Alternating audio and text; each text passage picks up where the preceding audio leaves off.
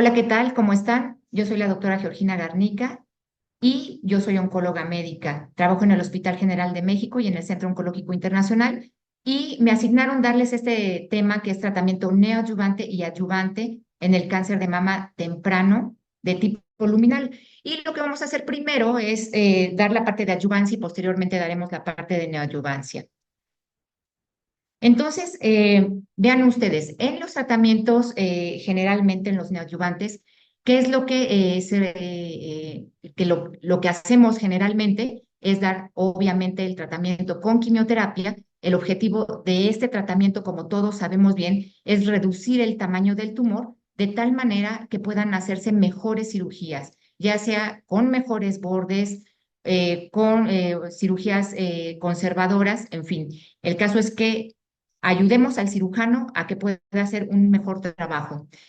Aquí, después del tratamiento quirúrgico, pueden surgir varias situaciones. Una de ellas es que la respuesta completa se haga presente, que eso es lo que nosotros queremos y deseamos toda la vida, que el patólogo ya no encuentre ninguna célula tumoral en el reporte de patología, pero también puede ser que encontremos que hay enfermedad residual. La enfermedad residual es importante porque sabemos hoy que es un factor de mal pronóstico a largo plazo. ¿Cuáles son los factores que se han encontrado entre los que son de mal pronóstico en estos tumores residuales?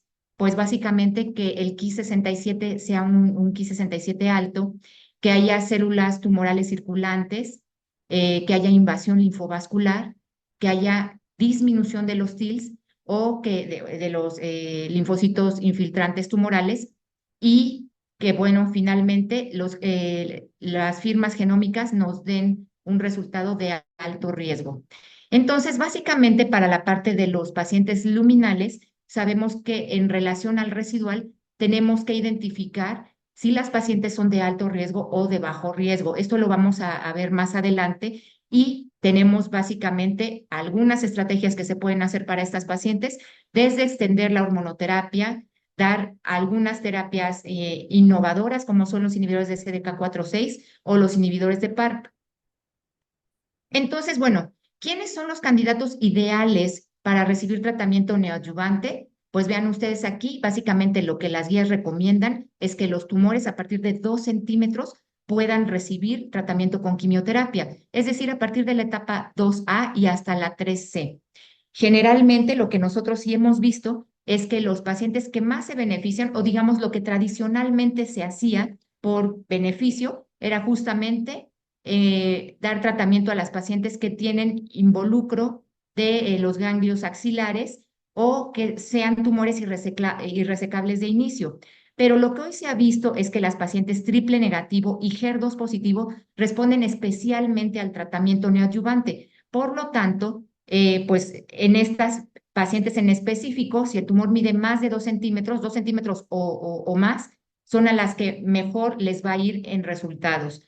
Es necesario que ustedes sepan que la respuesta patológica completa hoy por hoy es un factor pronóstico muy importante. ¿Por qué es importante la respuesta patológica completa? Pues vean nada más estos ejemplos. Las pacientes que tuvieron respuesta patológica completa son las que están en amarillo. Las que están en gris son las que no obtuvieron respuesta completa. Es decir, en este caso describen que respondió el tumor de la mama, pero la axila no, la axila quedó positiva. Y vean ustedes la diferencia en supervivencia es bastante grande. Por lo tanto, la FDA hoy aprobó ya 2 definiciones para respuesta patológica completa, que es la ausencia completa de tumor en el ganglio y en la axila, o si queda tumor in situ, también se considera respuesta patológica completa.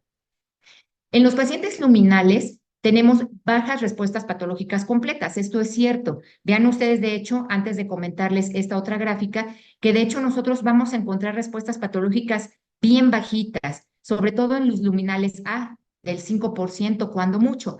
Pero lo que también es cierto es que a las pacientes que adquieren esta respuesta patológica completa les va mejor de acuerdo al grado tumoral. Vean ustedes aquí podemos observar que las pacientes con grado 1 o 2 les va pues más o menos pero las pacientes con grado 3 tienen un pronóstico peor las que tienen residual y se conserva el beneficio en las pacientes que tienen respuestas patológicas completas. Por lo tanto, ¿qué queremos? Pues evidentemente tener respuestas patológicas completas, pero ¿cómo lo vamos a hacer? Algo importante que les comentaba yo hace un rato es no solamente la valoración de la respuesta patológica completa, sino qué tanto tumor quedó en el residual, ¿sí? Y para eso tenemos el residual cancer burden. Este nos va a servir para identificar 4 situaciones. Las pacientes que evidentemente tienen respuesta patológica completa o las que tienen un poco de tumor, más o menos una cantidad moderada, o hay una cantidad significativa de tumor en lo que nos está reportando el patólogo.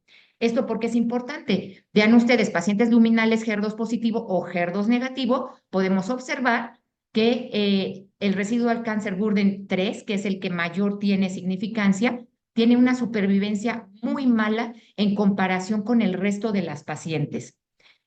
Lo cierto es que lamentablemente con la quimioterapia alcanzamos respuestas patológicas no muy favorables y podemos observar aquí que de hecho las respuestas varían. Cuando mucho y así echándole muchísimas ganas, alguien reporta el 21%.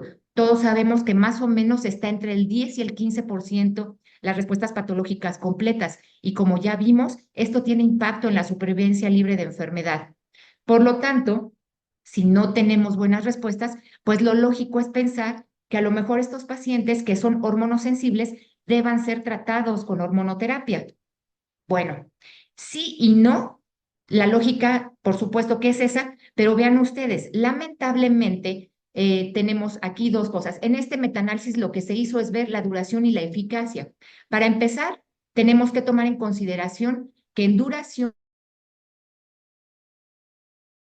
la endocrinoterapia neoadyuvante tiene que durar mínimo 4 meses. Puede durar lo que ustedes quieran, porque esto dura hasta ustedes. Hay algunos estudios que ni siquiera reportan respuestas patológicas completas, el porcentaje, pero los que sí las reportan, vean ustedes, 0% a 4 meses, aumenta a 4% en 6 meses y este otro estudio lo reporta en 2,5 a 4 meses, a 6 meses, a 8 meses, perdón, el 5% y a 12 meses el 17,5%.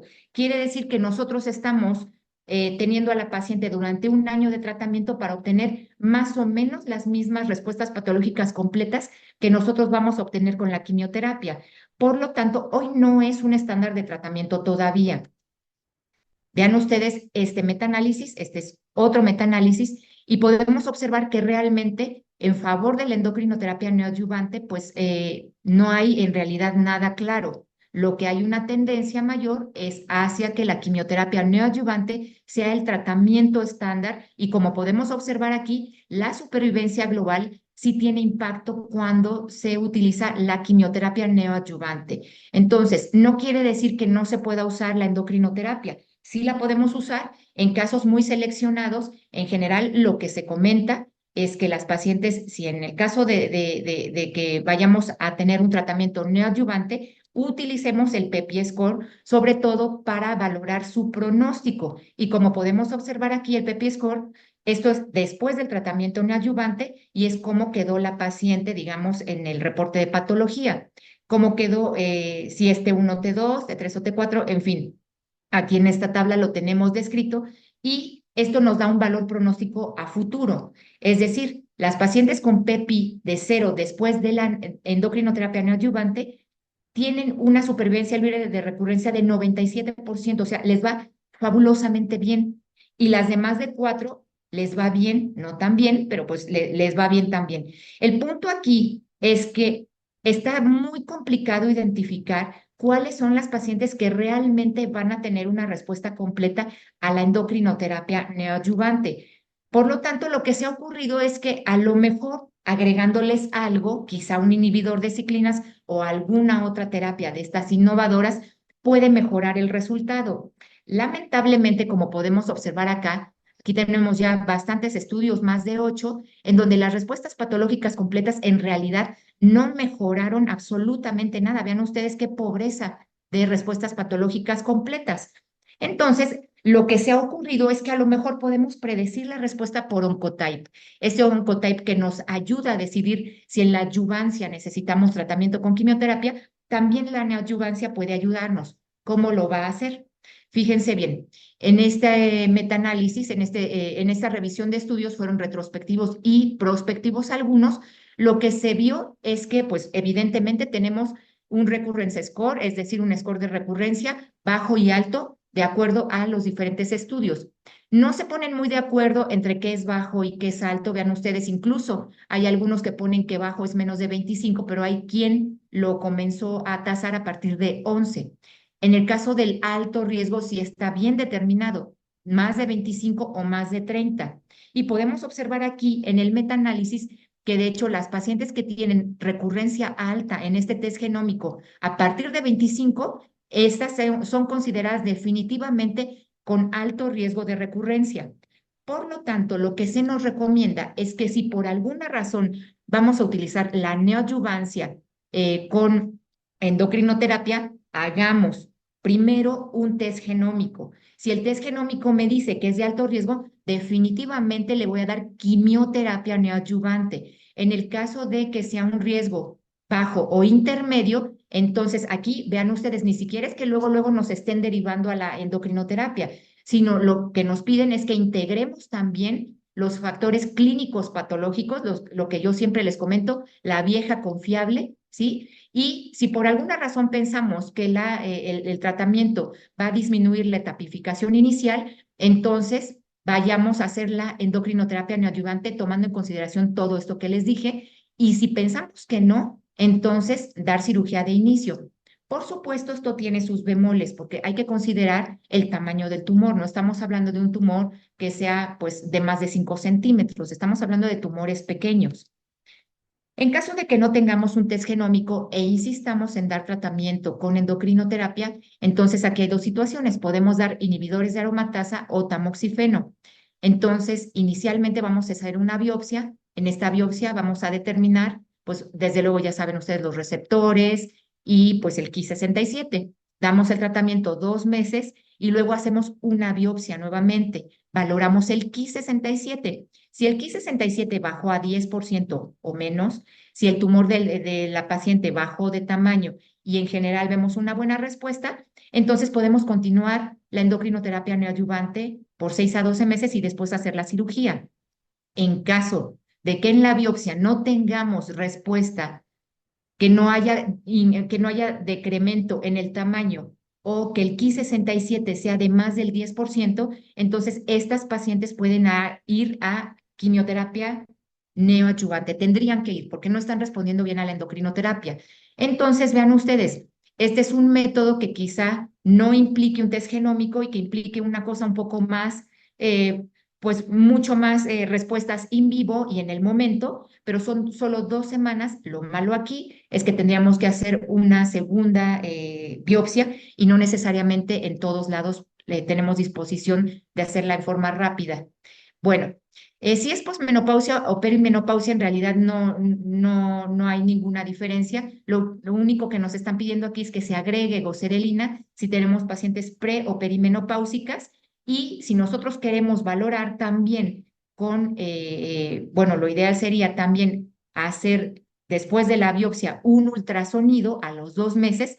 Si vemos que el tumor está del mismo tamaño o disminuyó, continuamos la endocrinoterapia y si vemos que el tumor creció, definitivamente vamos a tratamiento neoadyuvante con quimioterapia y después hacemos la cirugía.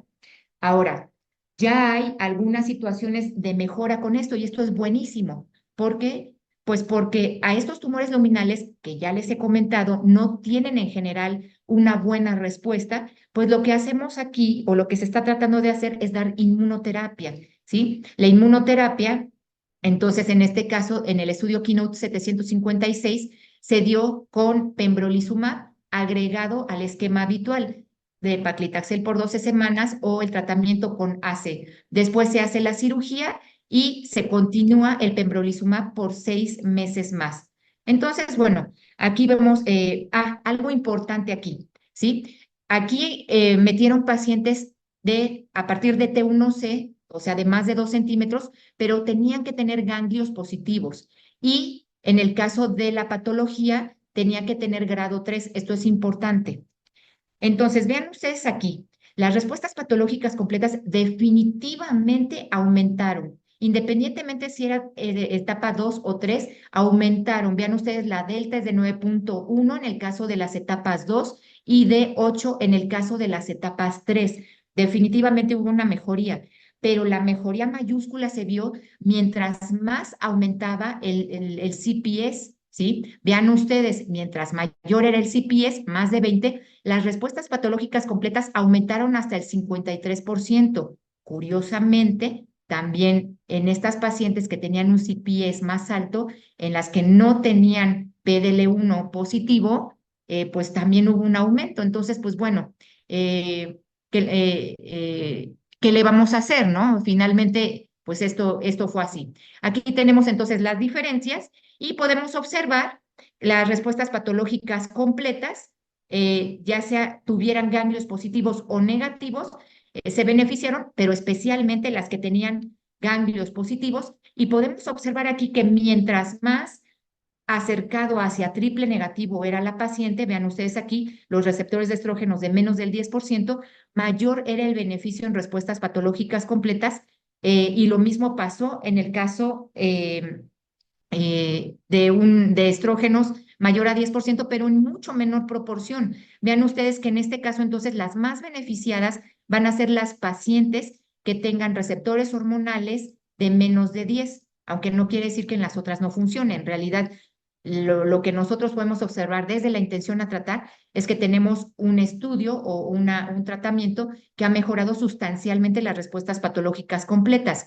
No hubo ninguna diferencia en estas pacientes en las que tuvieron un CPS menor de 1 y tuvieron un receptor de estrógenos mayor a 10%.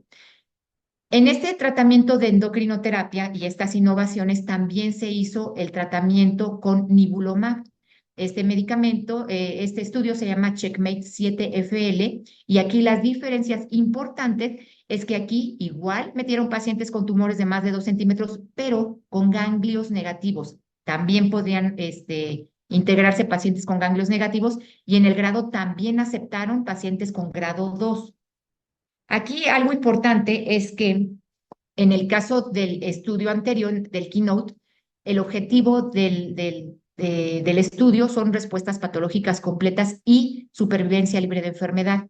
Aquí en este estudio, lo que hicieron fue modificar el objetivo de este primario porque pues se dieron cuenta de que no habían considerado la parte del seguimiento en la fase adyuvante, no consideraron algunas cosas, como cuáles.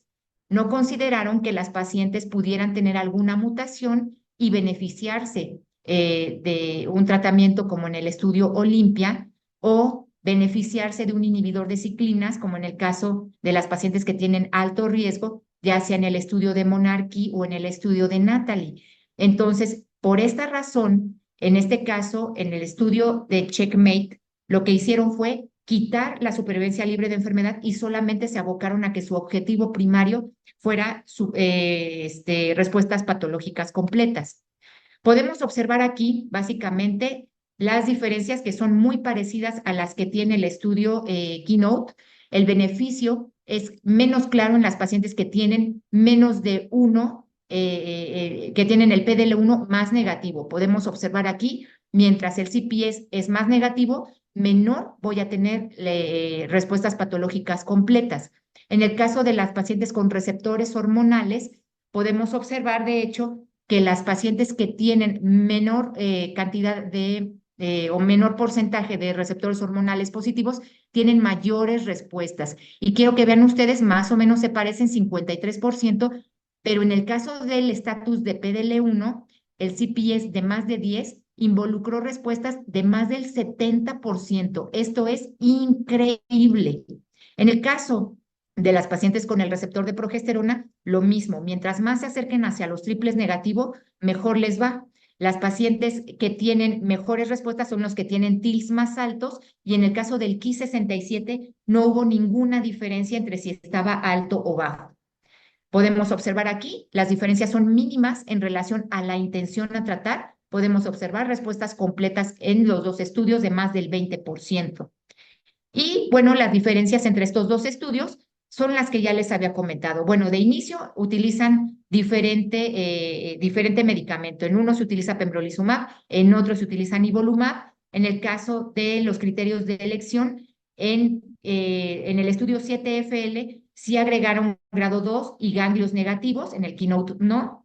Y bueno, desde luego hay que saber que los ensayos, los test en donde se evaluó el CPS fue diferente en el caso del Keynote y el 7FL, por lo que sabemos que requieren diferentes plataformas, nivolumab y pembrolizumab. Entonces, bueno, básicamente una diferencia adicional es lo que les comentaba en relación a la supervivencia libre de enfermedad en el caso del Keynote. Este estudio todavía le falta madurez, pero de entrada a ambos les falta madurez, pero de entrada podemos observar que realmente son alentadores los resultados. Lástima del costo, ¿verdad? Pero bueno, eso se verá después. Digamos, médicamente sí es un gran avance. Ahora nos vamos con la parte de adyuvancia. En la parte de adyuvancia tenemos pues dos situaciones importantes. Podemos dar hormonoterapia o podemos dar quimioterapia. Y aquí la cuestión es justamente dar o no dar quimioterapia y a quién le vamos a dar. Entonces, como podemos observar, han cambiado mucho los criterios para dar la quimioterapia adyuvante. Vean ustedes, incluso en los años 2000 podemos observar que el criterio más válido en ese momento era tener un tamaño de más de 1 centímetro y a partir de allí se daba quimioterapia.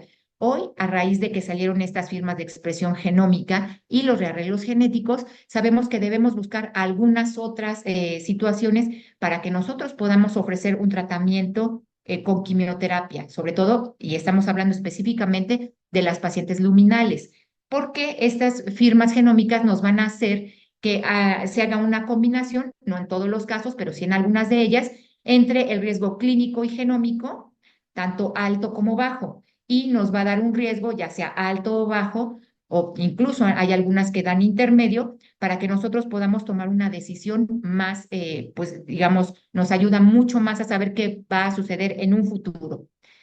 Hay algunas cosas importantes que considerar para los test genómicos. Uno es que no se las vamos a dar a las pacientes que tienen triple negativo o que tengan receptores hormonales negativos, ni a las pacientes que tengan más de 4 ganglios. Solamente vamos a hacer un solo test genómico. Se lo digo porque a veces resulta que, pues, ¿por qué no? Hay que hacerle más de uno a ver qué sale. No, solamente hacemos uno y con ese nos quedamos. Y tampoco vamos a hacer este estudio cuando no pensamos que nuestra práctica clínica va a cambiar. Si yo ya tomé la decisión para esta paciente, no la hagamos gastar de más, porque la realidad es que son bastante caros. Y bueno, también si la paciente no desea quimioterapia, pues tampoco hagamos el test genómico, porque pues si no desea, es difícil a lo mejor que la vayamos a convencer. O quizás sí, no lo sé, esto tendría que platicarse con la paciente, pero en realidad hay que optimizar el recurso. ¿Cuáles son los test que tenemos a disposición? MamaPrint, Oncotype, Prosigna, Endopredict y Breast Cancer Index. Vean ustedes, aquí hay diferencias, sobre todo, por ejemplo, en el caso de MamaPrint, que la muestra tiene que ser congelada, pero también puede ser, en el caso de esto, alguna muestra en frotis. Y podemos observar aquí que la mayoría de ellas pueden utilizar esta muestra. Podemos observar aquí, esto no es frotis, perdónenme, esto es los bloques de parafina, ¿sí? En todos los casos se pueden utilizar los bloques de parafina. Y en el caso de Oncotype y en el caso de Prosigna, nos da 3 riesgos: bajo, intermedio o alto. No todos están aprobados para todas las situaciones en el caso de la FDA y sobre todo de la FDA. Aquí tenemos los usos para estas firmas genómicas. Vamos a ver que generalmente lo que se hizo es valorar pacientes, en este caso con ganglios negativos. Este de aquí es el diseño del estudio TaylorX, en donde se valoró pacientes con ganglios negativos y pues se les asignó algún riesgo de acuerdo a esta prueba genómica. Y lo que se encontró es que las pacientes de menos de 50 años con un riesgo genómico de menos del 26 solamente podrían darse tratamiento hormonal sin ningún problema. En el caso de las menores de 50 años, se sugiere fuertemente, si tienen un recurrence score de 21 a 50, que se utilice quimioterapia y en el caso del 16 a 20, considerarlo nada más. También se evaluó si las pacientes con ganglios positivos realmente todas debían recibir quimioterapia. Esto fue respondido en el estudio que se llama Responder. Y aquí tenemos que básicamente tenemos beneficio para las pacientes premenopáusicas, perdón, incluso desde el recurrence score desde cero, siempre y cuando tengan ganglios positivos, que era el objetivo de este estudio. Y en el caso de las pacientes posmenopáusicas que tienen un recurrence score de 0 a 25, no se benefician del tratamiento con quimioterapia, entonces con tranquilidad podemos ofrecer un tratamiento con hormonoterapia. ¿Cómo podemos observar aquí? Las pacientes luminales, HER2 negativo, con receptores hormonales positivos premenopáusicas y que tengan ganglios negativos, allí haremos una firma genómica. En el caso de que estas pacientes tengan menos de 50 años o sean premenopáusicas y que tengan ganglios positivos, no hay evidencia suficiente para hacer una recomendación. Entonces, en estas pacientes daremos quimioterapia. En las pacientes posmenopáusicas de más de 50 años o que tengan más de 50 años, si tienen ganglios negativos, haremos la firma genómica y si tienen 1 a 3 ganglios, haremos la firma genómica. Con 4 ganglios o más, ya no está recomendado, va directo a quimioterapia.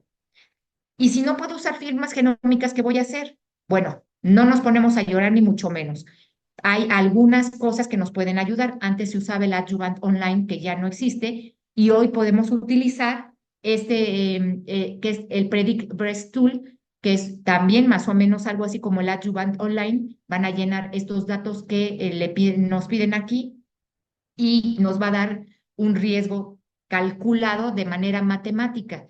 Entonces, esto es importante porque si no tenemos este test, por lo menos con esto nos podemos dar una idea de qué va a pasar con la paciente en un futuro y si es más acercado a darle quimioterapia o no. Y si en el caso de que utilizara quimioterapia, ¿cuál sería mi mejor opción? Bueno, recordemos que los esquemas adyuvantes han variado y ahora los tenemos divididos en primera, segunda y tercera generación.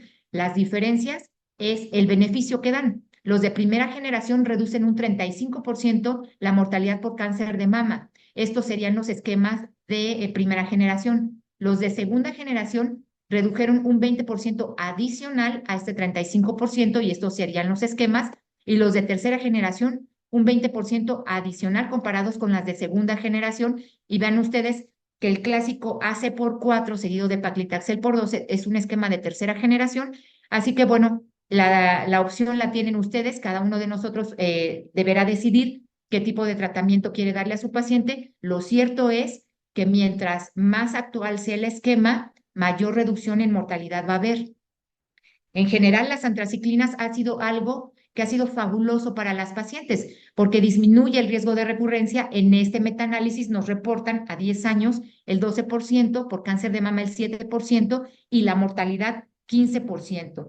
Podemos observar justo en este metaanálisis que tenemos diferencias a 10 años, ganancias a 10 años en estas pacientes con receptores hormonales positivos del 6.3%. En el caso de los ganglios negativos, también hay una diferencia estadísticamente significativa, aproximadamente de 10.5%, y en el caso de los ganglios positivos, la ganancia es del 7.7%. Entonces, definitivamente, las antraciclinas combinadas con los taxanos son el mejor modelo de tratamiento que podemos tener. Pero desde luego que hay digamos, la preocupación de que las antraciclinas son cardiotóxicos. Entonces, la realidad es que lo que se ha tratado es de buscar algunos esquemas que no tengan antraciclinas. ¿Por qué? Pues porque utilizar un esquema sin antraciclinas va a reducir la mortalidad a 10 años aproximadamente un 30%. Las pacientes van a incrementar un 56% con el uso de antraciclinas su mortalidad cardíaca y 1 de cada 200 pacientes va a tener leucemia aguda. Entonces, la realidad es que si conjuntamos todo esto en número de pacientes, las miles o millones de pacientes que pueden tratarse con esto, pues las pacientes afectadas sí resultan una gran cantidad, ¿están de acuerdo?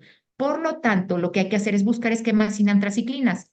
El estudio Plan B fue un estudio que valoró TC versus S, que es epirubicina, con ciclofosfamida, seguido de taxanos. Y lo que encontró es que no había ninguna diferencia en supervivencia libre de enfermedad. Vean ustedes la gráfica de árbol, no hay beneficio para ninguna paciente. Entonces quiere decir que el beneficio es igual, ya sea se utilicen o no antraciclinas. Podemos observar que tampoco se ve afectada la supervivencia global y en este metaanálisis lo que podemos observar es que de hecho en las pacientes no tenemos, con receptores hormonales positivos, no tenemos ningún, digamos, alguna tendencia a que se favorezca el esquema con antraciclinas. Podemos aquí ver en la supervivencia libre de progresión, incluso con el número de ganglios, podemos observar de 1 a 3, no hay ninguna diferencia entre utilizar cualquiera de los dos esquemas con o sin antraciclinas. En el caso de 4 a 9 tampoco. Y pues básicamente, en general, como podemos observar aquí, incluso las de más de 10 ganglios, podemos observar que no tienen ningún beneficio al utilizar las antraciclinas de acuerdo a este metaanálisis. Aunque la tendencia sí es a que se favorezca el uso de antraciclinas, de acuerdo a esto, podemos observar que esto toca la unidad y en general lo que podemos hacer es que nuestra conciencia quede muy tranquila porque no tenemos ninguna diferencia entre el uso o no uso de antraciclinas de acuerdo a esto. Y tampoco se modifica la supervivencia global, como podemos observar. Aquí nada más esto es para que vean, este es un metaanálisis que fue más reciente y vemos aquí que la omisión de antraciclinas absolutamente no hubo pues realmente ninguna diferencia. Estas son las pacientes con TC y estas son las pacientes con antraciclinas y taxanos y vemos que las diferencias son mínimas en relación a la supervivencia libre de enfermedad y a la supervivencia global son exactamente lo mismo. Pero entonces, ¿hay o no hay quien se beneficie de las antraciclinas? Porque pues con esto podrían pensar, bueno, entonces ya no voy a usar antraciclinas jamás. No, no se trata de eso. Hay algunas pacientes que sí específicamente se van a beneficiar, sobre todo son las pacientes HER2 positivo y las pacientes que tengan un involucro significativo de ganglios axilares y las pacientes triples negativo. Entonces, utilizaremos esquemas sin antraciclinas preferentemente en las pacientes con receptores hormonales positivos y que tengan alguna comorbilidad cardíaca. Podemos observar aquí que en este metaanálisis, la supervivencia global, como les había comentado, no tiene ningún beneficio y las pacientes en general, las que se benefician, son las pacientes con receptores hormonales negativos que no son el motivo de nuestra charla. En el caso de esta charla, podemos observar que no hay beneficio en la supervivencia. Específicamente, quien sí, y ya habíamos comentado, las pacientes con ganglios positivos. Ahora, vean ustedes, esto es en el caso de que usamos quimioterapia. En el caso de que usemos hormonoterapia, pues la línea del tiempo nos ha dicho que ya se han modificado los tratamientos y que aunque se han tardado en implementarse, hoy tenemos pues tratamientos bastante eficaces. Y podemos observar aquí en este metaanálisis la relevancia de utilizar tamoxifeno versus no utilizarlo. Esto es un metaanálisis que pues creo que ya tiene más de 15 años, 20 años, y podemos observar la ganancia a 15 años de utilizar tamoxifeno es del 13.2%. Vean ustedes cómo incrementa la tasa de recurrencia cuando nosotros no utilizamos tamoxifeno. La mortalidad por cáncer de mama también disminuye cuando se utiliza tamoxifeno en relación a las que no lo utilizan. Y bueno, pues aquí, desde luego, conforme fue aumentando, digamos, fuimos teniendo mejores tratamientos, sabemos que en realidad los inhibidores de aromatasa, en el caso de las pacientes posmenopáusicas y en casos ya que ahorita vamos a ver de las premenopáusicas, han desplazado al tamoxifeno. Las modalidades de uso para los inhibidores de aromatasa son varias, desde tratamientos que van desde un inicio hasta hacer switcheos con tamoxifeno o utilizar el tratamiento, digamos, secuencial extendido de acuerdo al caso, ¿sí? Aquí podemos observar en este metaanálisis del EBCTCG del 2015, el beneficio a 15 años, cuando se utiliza tamoxifeno versus inhibidores de aromatasa, vemos que hay disminución en la tasa de recurrencia con un beneficio absoluto del 3.6%. En el caso de la mortalidad, el beneficio es del 2.1%, Muerte sin recurrencia, casi no hay beneficio, y muerte por cualquier otra causa hay un beneficio de casi el 3%. En general, lo que nos importa mucho más es el beneficio en la recurrencia, que es pues bastante, pues a lo mejor no es bastante, pues, pero sí es significativo en relación al uso de inhibidores de aromatasa versus tamoxifeno. Lo que sí es importante también saber es que utilizar un inhibidor de aromatasa disminuye el riesgo de recurrencia en 30% y a 5 años un inhibidor de aromatasa disminuye la mortalidad 15% comparado con tamoxifeno y 40% comparado con ningún tratamiento. Es decir, lo mejor sería dar tratamientos con inhibidores de aromatasa. Y esto se vio en las pacientes posmenopáusicas. Y dado los beneficios, pues lo lógico es que nosotros pensemos en hacer posmenopáusicas a las pacientes a las pacientes premenopáusicas. Estarán de acuerdo. Y este estudio que se llama Astra ya tuvo su actualización hace 2 años. Este estudio evaluó pacientes premenopáusicas de menos de 45 años que tuvieran etapas 1 a 3 y que hubieran sido tratadas con quimioterapia. Todas tenían que ser tratadas con quimioterapia. A ellas se les evaluó se les evaluó la función ovárica previas al tratamiento con FSH y también se les preguntó pues la fecha de su amenorrea. Se aleatorizaron a recibir tamoxifeno más voserelina versus tamoxifeno solo. Podemos observar que la mayoría de pacientes tenían 45 años o menos, la media de edad eran de 40 años, ganglios positivos tenían en más del 50% y sobreexpresión de HER2 solamente 14%.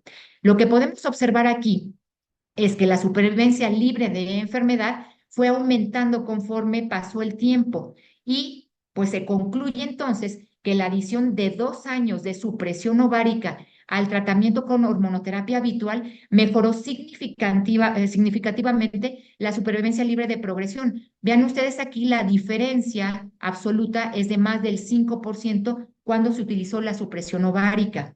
Después, o más bien al mismo tiempo, se hicieron los estudios TEX y SOFT, y estos estudios, bueno, se evalúan en conjunto porque la realidad es que el tipo de pacientes que se metieron fueron muy similares y los tratamientos, los brazos de tratamiento también. Se evaluó supresión ovárica más tamoxifeno versus supresión ovárica más exemestano en ambos casos. En el caso del estudio SOFT, hubo un brazo solamente con tamoxifeno que después ya no fue evaluado, solamente se evaluó en su conjunto estos dos brazos que son de la supresión más tamoxifeno o exemestano.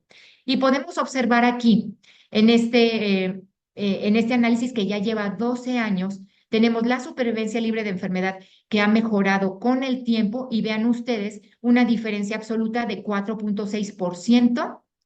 En el caso de las recurrencias a distancia tenemos una diferencia menor de 1,8%, pero esto es estadísticamente significativo en ambos casos. Es decir, adicionar 5 años de tratamiento con supresión ovárica a la endocrinoterapia, pues les fue mucho mejor a las pacientes. Podemos observar aquí, supervivencia global no fue estadísticamente significativo y pues bueno, solamente está mejorando entonces supervivencia libre de enfermedad. También salió el año pasado este metaanálisis del EBCTCG, que también no nos había dado la respuesta de qué pasaba con estas pacientes que les dábamos ablación ovárica o supresión ovárica más la endocrinoterapia y si sí mejoraba en relación a lo que nosotros pensábamos. Y vean ustedes, en las pacientes de menos de 45 años, desde luego que tenemos un beneficio de agregar supresión ovárica. En general, las pacientes mejoran su recurrencia en un 30% versus un casi 40%, y a pesar de que en las pacientes de 45 a 54 años hay un menor beneficio, de cualquier manera, si estas pacientes permanecen premenopáusicas, está indicada la supresión ovárica más la endocrinoterapia. Aquí podemos observar que tantos ganglios positivos como ganglios negativos tienen beneficio en ambos casos.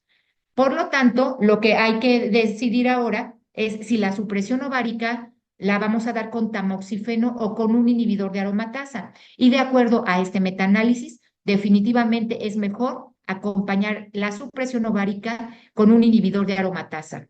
¿Cuánto tiempo? Por el estudio Astra y por los estudios TEX tenemos diferencias, 2, 3 o 5 años. En este estudio lo que se evaluó fue justamente eso y se vio que había menos recurrencias, a las pacientes les va mejor, mientras más tiempo se les dé el tratamiento. Vean ustedes, hay menor cantidad de recurrencias. Una pregunta interesante que siempre nos surge es estas pacientes que tienen receptores hormonales bajos, ¿les damos tratamiento o no les damos tratamiento? Porque ustedes recordarán que estas pacientes tienen un pronóstico pues bastante malo y muchas personas consideran que estas pacientes deben tratarse como triples negativo, pero vemos aquí que de hecho el impacto en la omisión, en la supervivencia global, es decir, a estas pacientes que tú decidiste no darles endocrinoterapia, mueren antes que las pacientes que sí se les da endocrinoterapia, aunque tengan un bajo porcentaje de receptor de estrógenos. Aquí la situación es que al final de cuentas tenemos, lamentablemente, las pacientes están en tratamiento, no lamentablemente es la idea que sigue, digamos, están en tratamiento 5 años con endocrinoterapia. Ahora sí viene lo lamentable. Lo lamentable es que después, al quinto año, podemos observar que a partir de este momento la recurrencia aumenta, ¿sí? ¿Por qué razón? Y vean ustedes, incluso aunque sean tumores pequeños, cuando son tumores pequeños, aunque tengan ganglios negativos, aumenta la recurrencia a partir de ese momento, de los 5 años. ¿Por qué razón? Pues lo lógico es porque resulta que aquí nosotros paramos la endocrinoterapia, ya no le damos más tratamiento a la paciente y hay algunas pacientes que tienen células en latencia, que todavía tienen respuesta a estos receptores hormonales, están todavía, se pueden estimular por estos receptores hormonales. En cuanto nosotros dejamos de dar esta supresión, entonces lo que sucede es que nuevamente vuelven a generarse algunos estrógenos a otros niveles, suprarrenales, etcétera, ustedes saben, ¿sí? Y entonces esto hace que las pacientes tengan recurrencia a largo plazo. Y desde luego, mientras mayor cantidad sean los ganglios que tenemos positivos, mayor será la posibilidad de que la paciente recurra después de los 5 años. Por lo tanto, se han propuesto algunas estrategias: extender la hormonoterapia, hacer perfiles genómicos para identificar quiénes son estas pacientes, identificar el BRCA y tratamientos con inhibidores de ciclinas adyuvantes. En el caso de las pacientes que vamos a extender la terapia hormonal, vean ustedes, podemos hacerlo con tamoxifeno o podemos hacerlo también con un inhibidor de aromatasa, ya sea switcharlo con tamoxifeno o un inhibidor de aromatasa completo. En el caso de las premenopáusicas, se sugiere que sea con tamoxifeno y si las tenemos en supresión, solamente la supresión dejarla 5 años y después la terapia hormonal extendida, si todavía sigue premenopáusica la paciente, continuarla con tamoxifeno, no con inhibidor de aromatasa, porque pues si sigue premenopáusica no nos va a funcionar. Para la terapia hormonal extendida, lo que hay que recordar es que las pacientes que se benefician son sobre todo las pacientes con ganglios positivos. Vean ustedes, aquí hay otro metaanálisis. Ganglios positivos son los que finalmente se van a beneficiar. La supervivencia global no está, no tiene ningún impacto. Entonces, esto es importante porque finalmente solamente estamos dando supervivencia libre de progresión. ¿Cuánto tiempo es óptimo dar la hormonoterapia extendida? Pues ustedes saben que hay diferentes estudios en donde se evalúan seguimientos a 2, a 3 y a 10 años adicionales de los 5 años que ya habíamos dado. Esto es lo que se discutió en el consenso de San Galen. En realidad, la mayoría están de acuerdo en que las etapas 1 solamente se les dé 5 años de tratamiento. En las etapas 2 con ganglios negativos, la mitad decían que hay que darles 5 años y la otra mitad que hay que extender la hormonoterapia. En el caso de esta misma etapa 2, pero con ganglios positivos, definitivamente ya hay una fuerte recomendación para incrementar el número de años hasta 8 años y en el caso de las etapas 3, la mayoría está de acuerdo en que la hormonoterapia debería ser extendida a 10 años. No hay que olvidar que lamentablemente todo esto tiene eventos adversos, ¿sí? ¿Como cuáles? Bochornos, fracturas, osteoporosis. Las artralgias aparentemente no tienen ninguna diferencia, pero estas tres situaciones sí. Entonces hay que considerar eso porque todo lo que se descompone hay que componerlo. Si estamos ocasionando bochornos, hay que dar medicamento para tratar esto. Si vamos a condicionar en alguien una fractura, pues hay que prevenirlo. Entonces, bueno, esto es en relación a la hormonoterapia extendida. Ahora, se han identificado lo que yo llamo la vieja confiable, que son los factores pronósticos clínicos para recurrencia después de 5 años, que serían los ganglios positivos, el tamaño tumoral, como siempre les digo, el tamaño sí importa, vean ustedes aquí. Y desde luego tenemos los test de riesgo genómico. También se pueden adicionar a esta vieja confiable el Ki-67 y el subtipo histológico. En este paper lo que se hizo es dividir a las pacientes que están consideradas de alto riesgo, porque hay muchos estudios que empiezan a utilizar pues digamos, diferentes criterios para considerar a una paciente de alto riesgo. Entonces, básicamente vean ustedes, esto ya lo verán ustedes con detenimiento, le hacen pausa a la presentación o le toman una foto para que vean específicamente cuáles criterios son, pero aquí son las pacientes que solamente recibieron adyuvancia, serían estos criterios. Las pacientes que recibieron neoadyuvancia o las pacientes que tienen un test genómico. Aquí se determina quién es de alto riesgo. En general, ASCO lo que nos hace la recomendación es que todas las pacientes que tienen 4 ganglios o más reciban tratamiento con hormonoterapia adyuvante. Aquí, desde luego, no nos están pidiendo o nos recomiendan que no hagamos ningún otro test genómico ni usar alguna otra herramienta. En el caso de las pacientes que tienen 1 a 3 ganglios, considerar utilizar un test genómico o utilizar el CTS5 Calculator, que eso se puede usar allí en su consultorio y decidir si la paciente va a recibir tratamiento extendido o no. Vean ustedes aquí, este es el CTS5 Calculator. Aquí metí pues datos random de alguna paciente y podemos observar que aquí nos va a dar ya sea riesgo alto, intermedio o bajo. Si es un riesgo alto, pues vamos a recomendar la endocrinoterapia. ¿Por qué razón? Vean ustedes, de acuerdo a estos estudios, lo que pasa es que las pacientes con alto riesgo definitivamente van a recurrir con mayor frecuencia que las de intermedio, bajo o bajo. Y pues bueno, desde luego que también podemos utilizar alguna firma genómica, la que ustedes decidan, Oncotype, PAN50, EPClinic, Breast Cancer Index, etcétera, ¿sí? Sí se pueden utilizar, pero ¿cómo las voy a usar? Lo que se nos recomienda es que hagamos el CTS5 Calculator una vez que la paciente ha terminado los 5 años de terapia endocrina. Si nos sale que es de bajo riesgo, ya no damos nada. Si nos sale que es de alto riesgo, entonces damos la terapia hormonal extendida.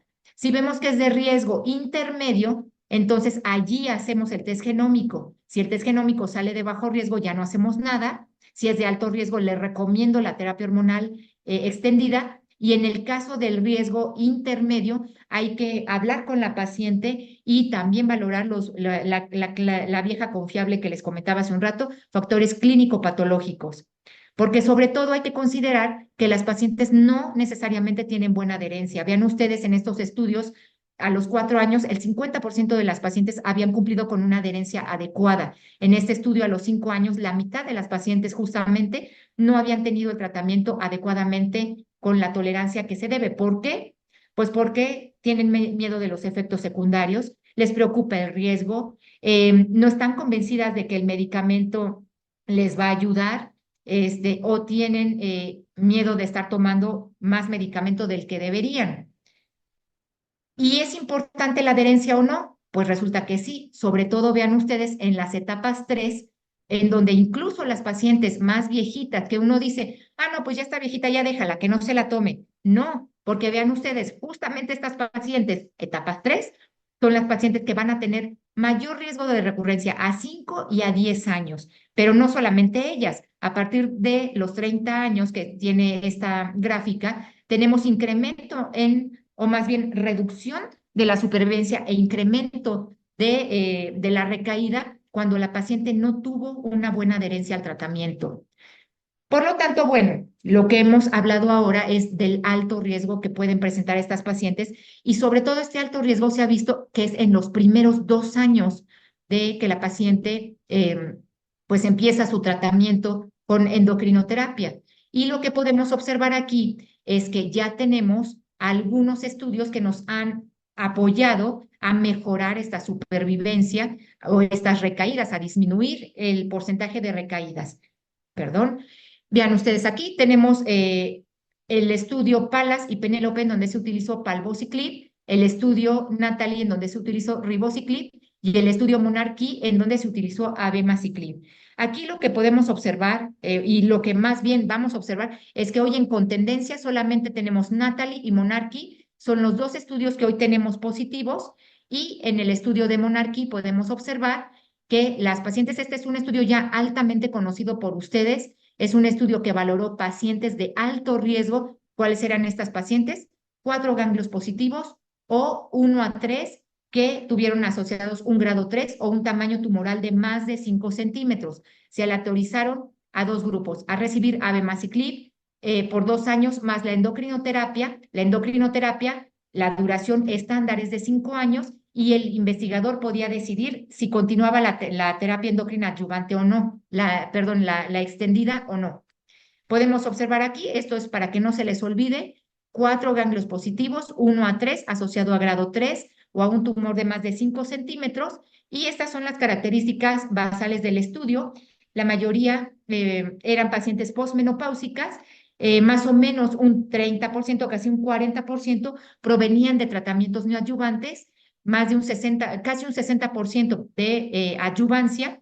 Las pacientes tenían casi un 60% más de 4 ganglios positivos y podemos observar que el grado variaba entre, aquí debió haber sido más abajo la rayita, entre 2 y 3 era la mayoría.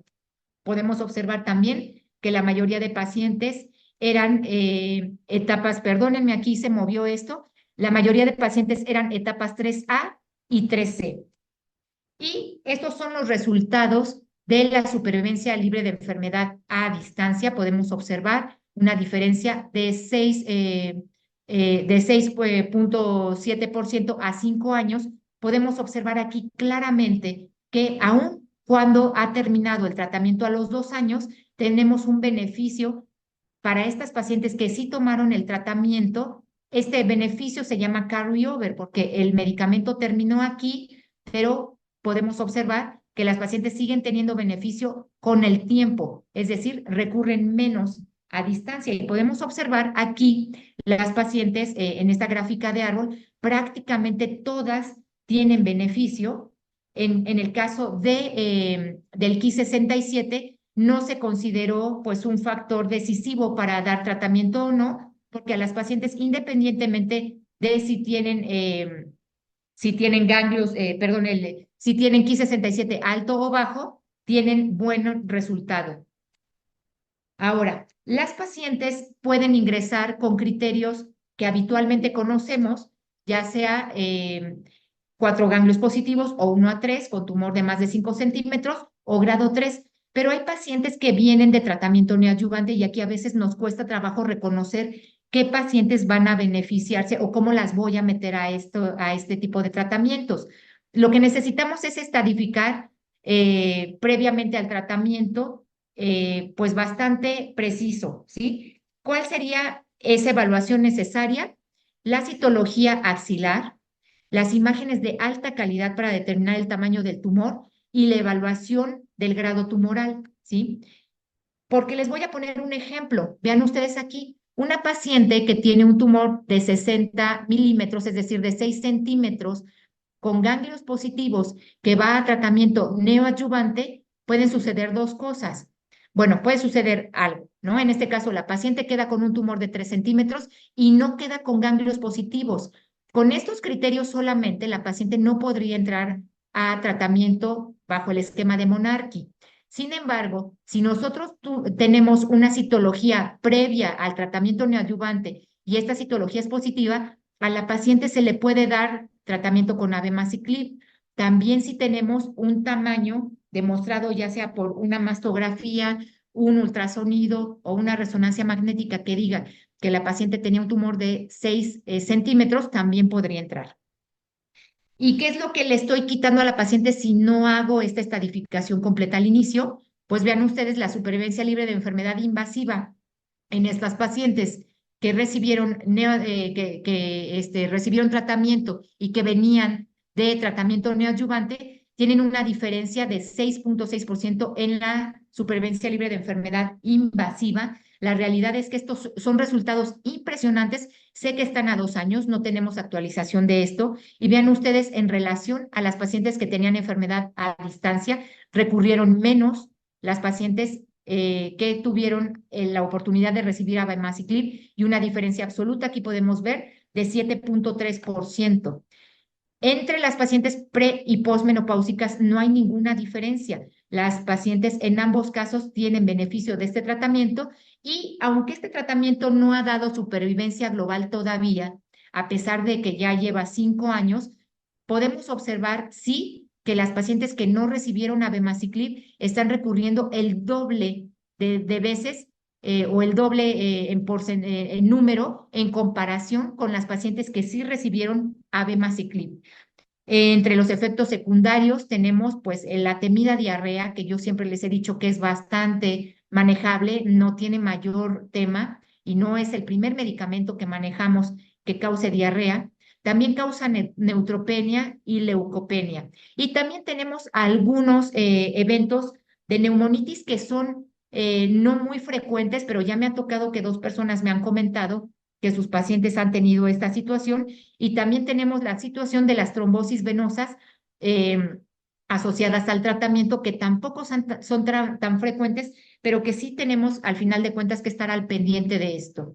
En el estudio de Natalie se hizo, pues es el estudio con ribociclib. Las diferencias aquí es que ingresaron pacientes con ganglios negativos. Aquí la endocrinoterapia se permitía incluso haber tenido a la paciente durante tratamiento alrededor de 1 año, ¿sí? En el caso de Monarchy solamente eran 3 meses. Se ingresaron entonces pacientes ganglios negativos y ganglios positivos, etapas 2A, y en el caso de las 2B ingresaban independientemente de si había ganglios positivos o negativos. Para las pacientes que tenían ganglios negativos y que eran etapas 2A, podían entrar si la paciente tenía grado 3 o si la paciente tenía grado 2 con un Ki67 de más del 20% o alguna firma molecular que dijera que tenía alto riesgo genómico. Aquí algo interesante es que el ribociclib se disminuyó a 400 miligramos en lugar de 600, que son los estudios de Mona Lisa, durante 3 semanas, lo sabemos, y una semana de descanso. Aquí solamente se utilizaron inhibidores de aromatasa. En el caso de Monarchy también se utilizó tamoxifeno y las pacientes premenopáusicas deberían utilizar goserelina. Podemos observar aquí que, pues bueno, estos son los resultados que nos han mostrado ahora en ESMO.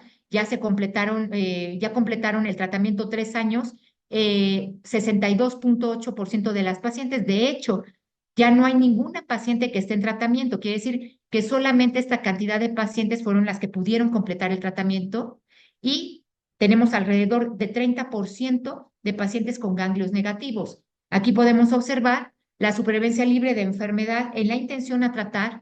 Esto es lo que nos mostraron en ASCO de este año y lo que nos muestran ahora en ESMO, un beneficio del 4.9% entre estas dos curvas, un beneficio en el riesgo de recaída del 29%. Podemos observar que la supervivencia libre de enfermedad a distancia también tiene un beneficio del 29%, una reducción del riesgo del 27% y todavía no hay beneficio en la supervivencia global tampoco. Recuerden ustedes que estos tratamientos generalmente van a tardar mucho en dar supervivencias globales. Aquí podemos observar también, hicieron lo mismo, graficaron más o menos igual para que veamos que aunque no hay supervivencia global, también hay una mejoría en las pacientes que tomaron ribociclib, pero no es lo mismo. Vean ustedes, allá estábamos hablando del doble de pacientes con beneficio y aquí observamos pues 33 pacientes que están haciendo la diferencia entre estas dos gráficas. Podemos observar aquí la gráfica de árbol, prácticamente todas las pacientes están beneficiadas, excepto las que no tomaron previamente quimioterapia y las pacientes con ganglios negativos todavía están cruzando la unidad. Aquí vemos claramente en las etapas 2 tenemos un beneficio del 4.3%, en las etapas 3 hay un beneficio mayor del 5.9%, ganglios negativos una diferencia actualizada de 5,1%, pero recordarles que esto todavía está cruzando la unidad. Y en el caso de los ganglios positivos, una diferencia absoluta de 5%. En la seguridad, sí se disminuyó la neutropenia, los casos de neutropenia, y se disminuyó también la prolongación de los casos de prolongación de intervalo QT, pero lo que sí permaneció todavía constante es la toxicidad hepática, esa no se ha podido modificar. También tenemos como opción el estudio Olimpia. Aquí lo que tendríamos que hacer es determinar qué paciente tiene mutación de BRCA, y las pacientes que tienen mutación de BRCA, aún teniendo receptores hormonales positivos, pueden entrar en dos situaciones. En etapa las pacientes que tuvieron neoadyuvancia primero entran si tienen no tuvieron respuesta patológica completa y tienen un CPS EG score de más de 3.